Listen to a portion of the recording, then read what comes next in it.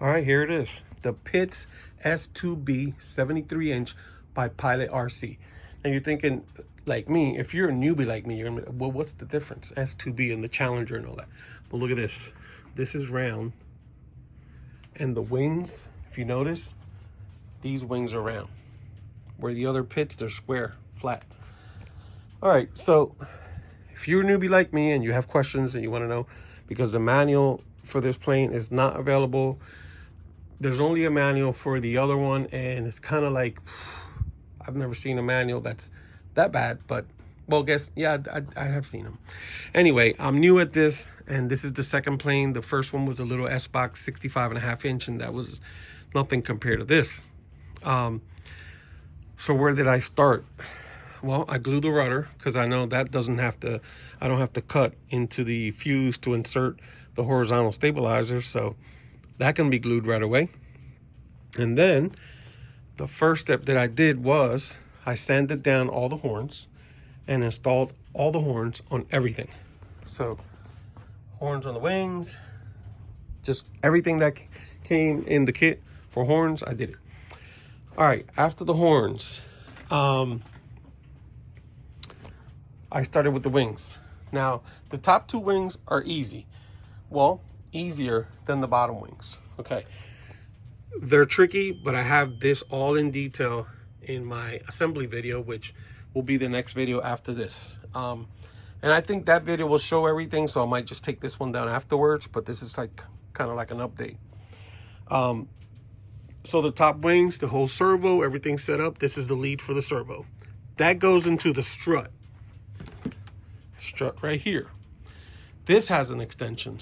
So after I did all the servos for the top wings, then I did the bottom. The bottom ones were a doozy because you had to do this whole setup.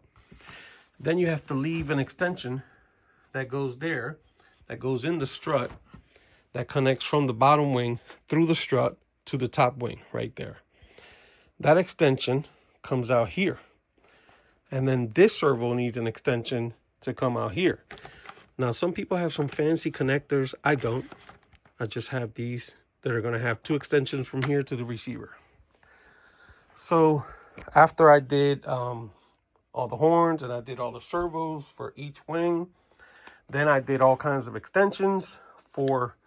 Now, the extensions took me a while because I'm new at it. It's my first time making extensions. So I put an extension in the strut in each one. These struts are also labeled. So if you have a question what goes where, you'll see. Let me see if I can... Let me put it here. You'll see that inside, it has like where it goes. So each one, you don't have to worry about where it goes. Anyway, so I spent the day making extensions. Put the extensions in there, extensions in that, extensions in the struts, and extensions for these two servos, and ran them inside the tube all the way to here. I still have to put the ends on those two extensions. And then this is the lead right here for the rudder servo, because after I put these in, then I did this rudder setup. I crimped the wires, Loctite. I heated them up. I did the whole thing on there. And after that, I pulled the wires to the back with these things all set up, pulled them both down at the same time, tied them at the same time, crimped them at the same, one after the other, and just finished that. And then I actually removed this again, gave it like 2 more turns and put it back. And now they're nice and tight, like guitar strings. So I don't know if I said this, but the rudder can be glued right away. As soon as you get the plane, you can epoxy that. You don't have to worry about that part. I did have the engine on the stand for a few days, like 4 days. I ran it. Everything runs good. So that's where I'm at. I did install the engine, dry fit it. Everything looks good. So I took it back out, and now I'm going to do the permanent install. Still have to do the tank, the hardware for the top wings, flying wires. There's a whole bunch of stuff.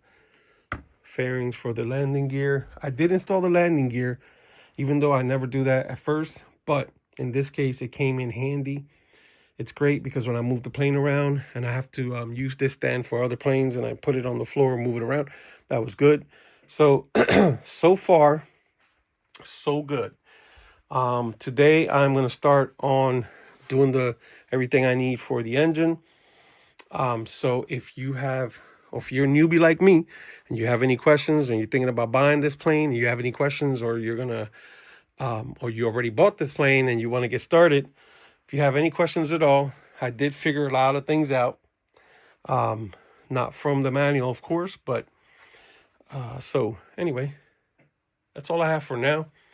And it should be done, I don't know, in a couple weeks, maybe 2 more weeks, hopefully, if everything goes well, because, life. Anyway, all right, so I'll catch you in the next video when the whole thing is finished, and I have my Spectrum Power Safe receiver installed and batteries and everything ready to go. All right, catch you next time.